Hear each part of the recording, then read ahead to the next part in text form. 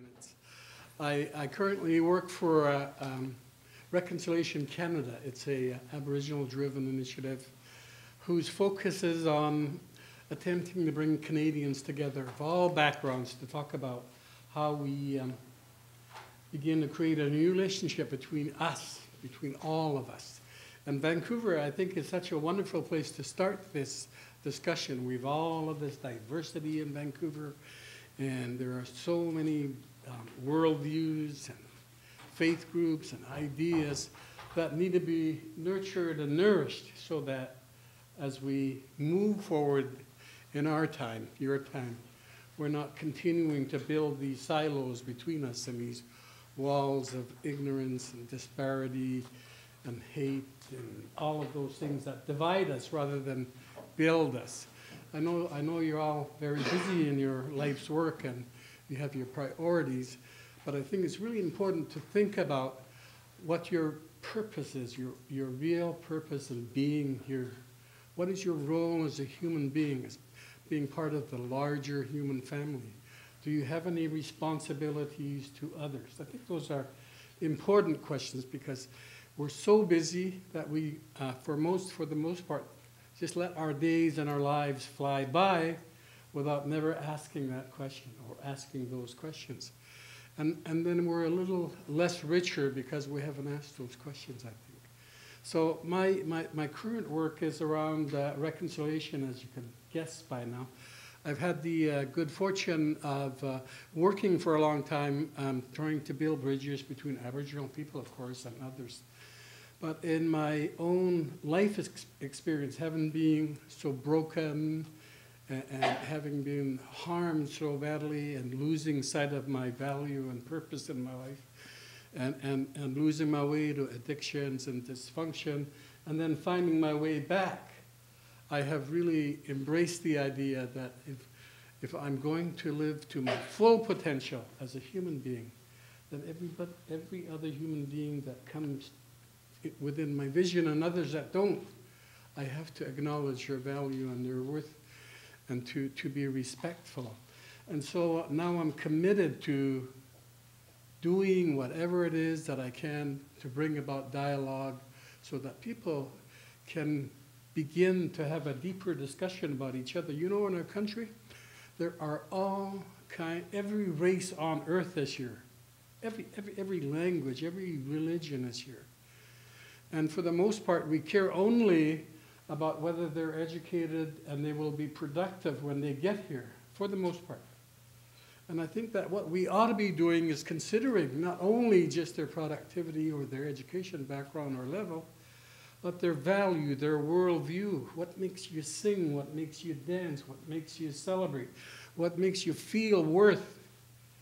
And I think we have to have those discussions between us to begin to recognize some of those things. If we don't have this discussion, then we won't shift the balance or the relationship.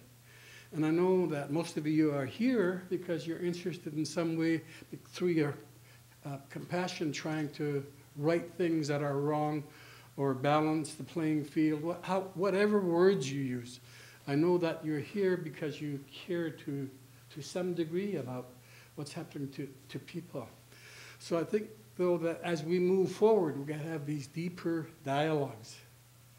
We need to create a deeper understanding between us. It's not just about productivity. It's not just about jobs or wealth. It's not just about prestige or status. It's about us. It's about you at your deepest self, your highest self. Who are you? And what do you do not only for yourself and your family, but for others and the community? And I can guess already that a lot of you already work in those things. So I'm not saying you don't do that. I acknowledge the goodness that exists in this room. Reconciliation Canada is committed to, there's a Truth Commission going on in Canada. How many know there's a Truth Commission? Yes, that's a fair amount. And so far they've been flying under the radar. Major truth commissions get lots of headlines and they capture the attention of people. But in Canada, this truth commission has been flying under the radar. Nobody really is paying attention and maybe that's because nobody cares, or far too many people don't care. But I do know that people care. There are people that care. And we in Reconciliation Canada believe that if we bring people together to talk about these issues, that others will stand up and say, you know what, it's important. It's important to come to this Truth Commission. It's important to take part in the activities that promote and elevate relationships between each other through this commission process. And so Reconciliation Canada has decided for this year, this 2 September, that's when the commission is coming to town. Reconciliation Canada is promoting a number of events to elevate the knowledge on the event, but more importantly, to think about how do we move forward creating, sustaining reconciliation, creating a deeper interest among all people and all parties about how we move forward together and in the future. How do we visualize a future together? How do we do that? And I think it's only if we do that through this deep, deep, deep reconciliation. I was really moved. We've been holding workshops in different places. We had last week a workshop with the Jewish people. And there were some Holocaust survivors there, some rabbis, a young student, and others. And we didn't know exactly what the outcome of that would be, because here you have two groups. There's the Holocaust, of course, the deep, deep, deep, ugly genocide associated with that Holocaust. And then there were us, Aboriginal people, whose legacy is attached to that of the residential school and assimilation, destruction of languages, culture, spirit, soul, body, law, whatever. And we thought it'll be interesting for these two groups to sit down together to see how we would be able to work together moving forward to engage other Canadians, to get other Canadians to get interested in these deep harms that we do to each other. And it's not, you know, it's not just Canada. All around the globe, you read the news just as much as I do. We have a tendency as human beings to deeply hurt each other. And I don't know why that is, but we need to talk about that as well. Why do we want to hurt each other? So I wanted to read this. I just got it this morning, and I was so moved by this person who wrote this. She was a Jewish person who was sitting in that workshop. And you might be asking, well, why should I care? Why would I be interested in what you're talking about?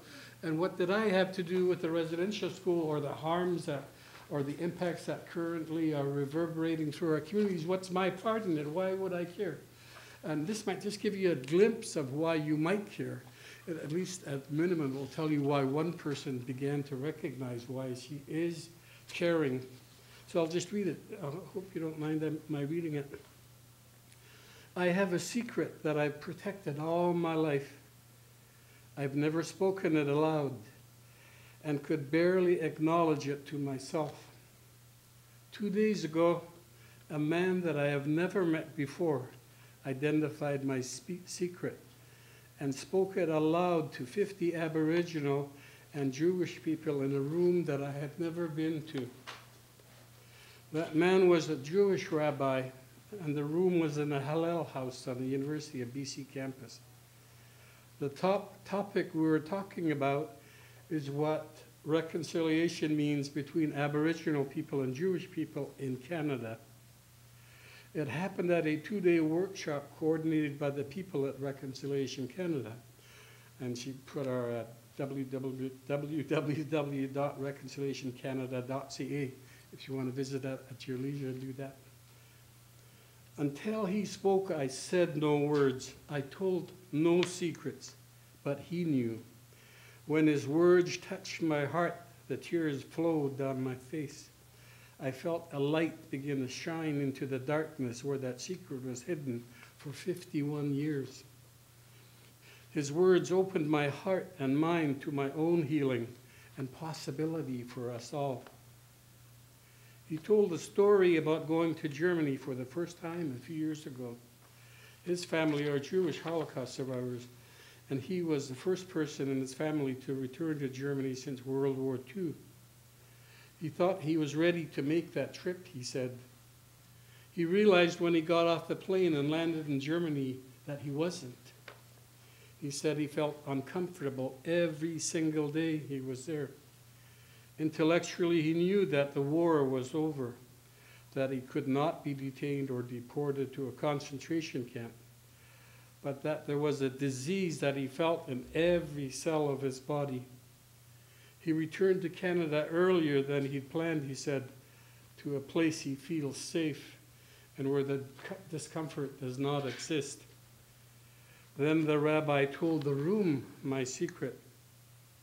He said that he could not imagine what it must feel like to be an Aboriginal person living in Canada. To live in our own country, he said, where we have lived for thousands of years, and to feel that same discomfort in every cell of our body every single day.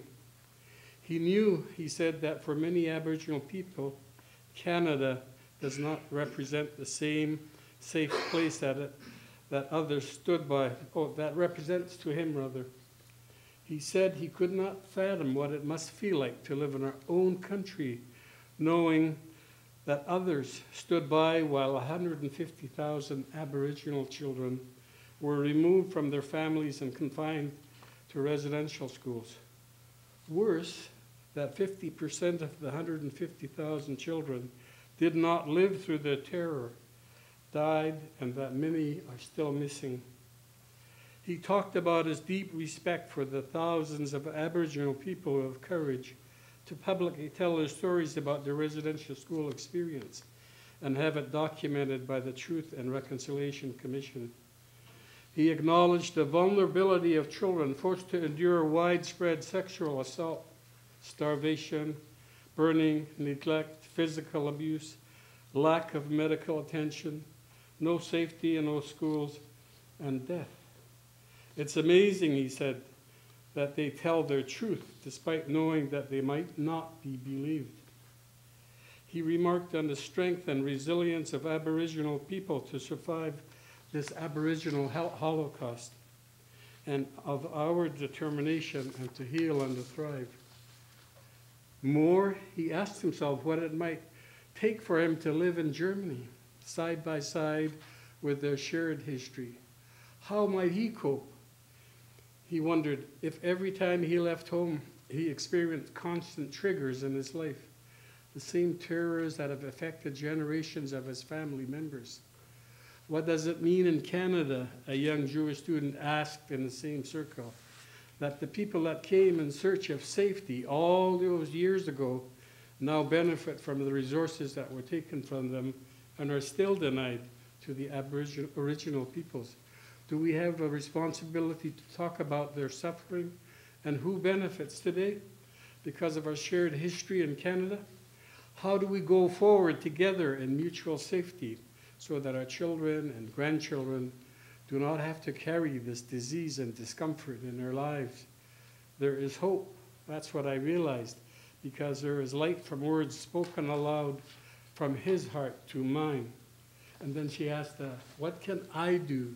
So I want to read these, because probably that's what I was going to say to you if you're interested. What can you do, like that's tangible and doable and in the foreseeable future it's being organized? She said, tell them that Vancouver City Council voted unanimously on February 27, 2013 to proclaim June 21st, 2013 to June 20th, 2014 as a year of reconciliation in Vancouver. Encourage your city council to do the same. So all the people from Port McNeill and Alert Bay and Port Hardy, encourage your people, because we really, I'm from the North Island, we really need that in the North Island too. It's difficult up there, and we've got to be starting to talk this language of having a better relationships between all of us, right? 2, tell them that the University of British Columbia is taking the extraordinary step to observe the opening of the West Coast National Event of the Truth and Reconciliation Commission. Classes are suspended for all undergraduate students and most programs to permit UBC faculty, staff, and students to attend this significant event September the 18th. Encourage your schools and universities to do the same. And then she said, join the 4-kilometer walk for reconciliation in downtown Vancouver, Sunday, the 22nd. And then on Thursday, on the 17th, there's an all-nations canoe gathering that we're going to be having as well. And to work with Reconciliation Canada, as we move into your communities, we need contacts to help us arrange those workshops that we're holding throughout the province, throughout the Lower Mainland, wherever we can go. We're hoping that by the time the Commission gets here by September, we will have facilitated over 80 workshops. So it's been a really busy time organizing all of those things. So that's the work that faces us. That's, I think that if we consider all of the work that you do, that's so important, that you've been doing already, I think that the additional work that we're going to help to create and having deeper dialogue and deeper understanding between each other becomes paramount as our objective and our goal. Last week there was an ugly editorial in the Nanaimo Free Press, really over the top, just hatred and racism at its best or worst. And I know that those sentiments still exist in our country, as great a country as Canada is. But I know that there are more people who are fine, decent human beings who care for others. So I'm optimistic in that way. There's just one thing one more thing I want to tell you about why Aboriginal people are interested in reconciliation.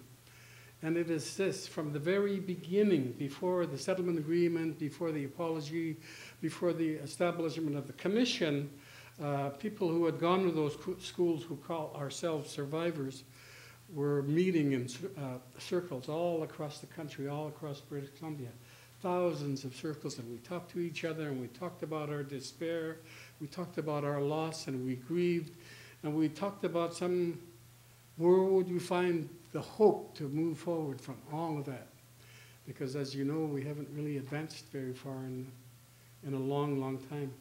But one of the things that all of those survivors said in every circle that we talked about was, and I heard you use the word, it's a really good word, that when we gather, we have to create a safe place to talk to each other.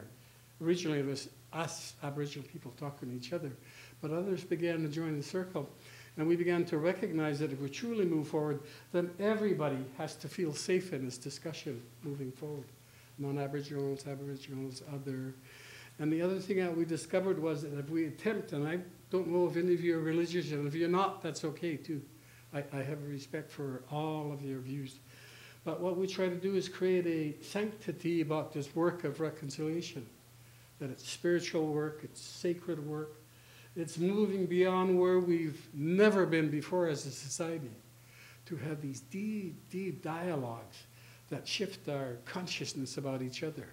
That elevate our consciousness to the highest of ourselves. I guess that's the best way to describe consciousness.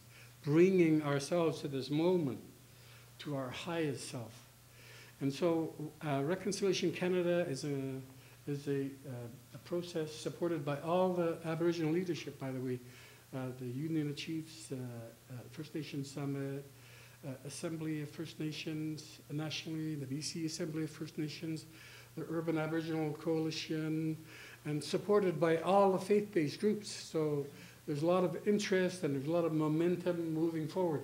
And I think I've been to every large corporate boardroom in downtown Vancouver in the last 2 months, and I'm amazed at the reception by all of those people as well. Everybody's excited to think the time is now that we should enter in this new phase and this new era of dialogue and discussion and rebuilding our relationships.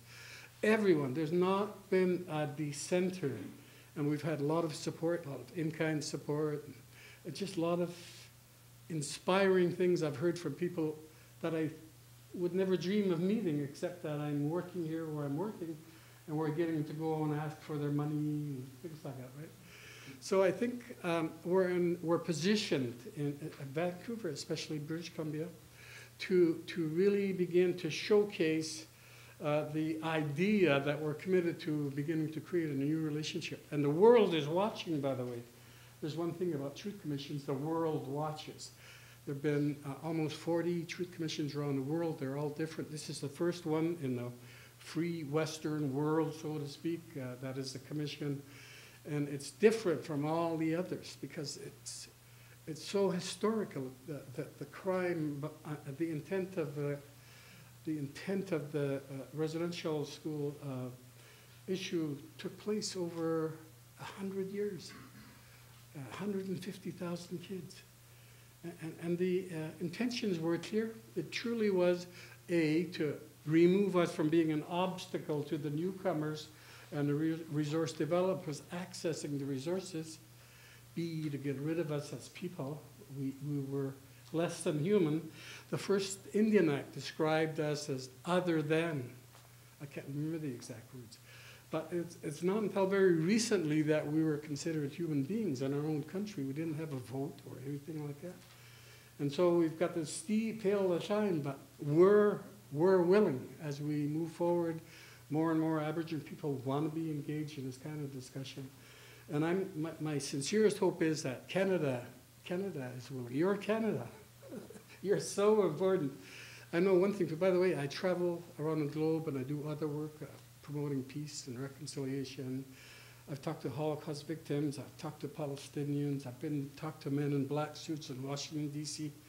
And everybody always asks the same question. Do you really think that peace can happen, that reconciliation can happen? I don't know why we have to ask that. That's an eternal spiritual imperative. The ancient ones all lived by the rule of reconciliation and balance and harmony, connectedness. And it was in every ancient culture in this room, every one. We had a elders gathering, not just of Aboriginal elders, but elders from the Chinese community, Aboriginal community, Holocaust community, other communities. And all of them, as we sat together for 2 days talking about the word, the reconciliation, and how it might be embedded in our different languages, we discovered that indeed it has been, this notion of reconciliation has been embedded in all of our mindsets, no matter who we are, what color our skin. It's our duty to try to bring about and achieve reconciliation and harmony. I don't want to take up too much time. Is there a question, answer, Spirit? This is the part I like, because then I'm a real expert then. So we could spend a few minutes asking questions. And I'm really disappointed if nobody asks questions. Yeah, and I think in Oh, I got to tell a joke first. Oh. Yeah. You know that Kwakwaka'wakw, that language I talked about? And I want you to say these two words. Say the first one, yo. Yo. Weak sas. Weak sas. That's in Kwakwaka'wakw. It belongs to the Kwakwaka'wakw people. It says, hello, how are you? Okay, now I can tell you the joke. There was 3 guys, and they were on their way to the pearly gates, right? Obviously, they'd spent their time here. And so as they were getting close to the pearly gates, the white guy said, you guys know God is a white man, eh?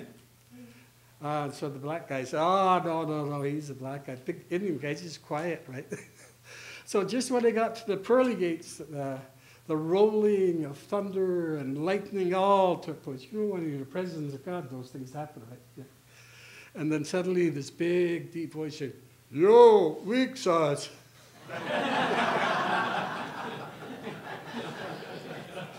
This was said at a funeral to about 500 Kwakwaka'wakw people, so it was really funny. Right?